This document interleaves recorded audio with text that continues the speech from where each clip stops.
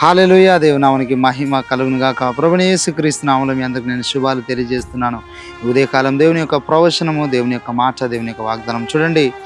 Bible తెలియజేస్తుంది. సామెతల గ్రంథము 3వ అధ్యాయము 27వ వచనము. మేలు చేయుట నీ చేతనైనప్పుడు దానిని పొందదగిన వారికి చేయకుండా వెనుక తీయకుము. బైబిల్ స్పష్టంగా తెలియజేస్తుంది. నువ్వు మేలు చేసే పొజిషన్లో ఉండి కూడా వేరే వారిని నువ్వు కనికరించట్లేదంటే దేవుని యొక్క ప్రేమ నీలో లేదు. దేవుడు ఇక్కడ ఏమని చెప్తా ఉన్నాడంటే, నువ్వు మేలు చేసే స్థితిలో ఉన్నావు అంటే వారి యొక్క సమస్యను నువ్వు తీర్చగలవు, వారి యొక్క ఇరుకును ఇబ్బందిని నువ్వు తీర్చగలవు. దేవునికి ఆ సామర్థ్యాన్ని ఇచ్చాడు. కానీ ఏంటంటే నీకు తెలిసి కూడా వారి మీద నువ్వు కనికరపడట్లేదు, నీకు తెలిసి కూడా వారికి నువ్వు సహాయము చేయట్లేదంటే దేవుని యొక్క ప్రేమ నీలో లేదు. మేలు చేయడము నీ వలన అయినప్పుడు ఎవరికైనా సరే నువ్వు మేలు చేయడం నేర్చుకో, దేవునికి సహకరించడం నేర్చుకో. చూడండి, కొన్ని సంఘాల్లో ఇంతకుముందు కూడా నేను ఒకసారి ఒక విషయాన్ని మీకు చెప్పాను.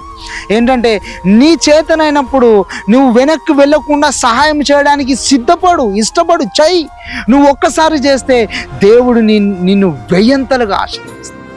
దేవుడు ఏ విధంగా పనిచేస్తాడంటే నువ్వు ఇచ్చినప్పుడు దేవుడు నిన్ను వెయ్యంతలుగా ఆశీర్వదిస్తాడు. కాబట్టి నువ్వు మేలు చేసే పొజిషన్లో ఉన్నప్పుడు ఎవరైనా అవసరతలో ఉండి, ఇరుకులో ఉండి, ఇబ్బందులో ఉండి ఒకవేళ నీవు మేలు చేయకపోతే వారు సమస్యల పాలవుతారని నువ్వు అనుకున్నప్పుడు ఖచ్చితంగా మేలు చేయి.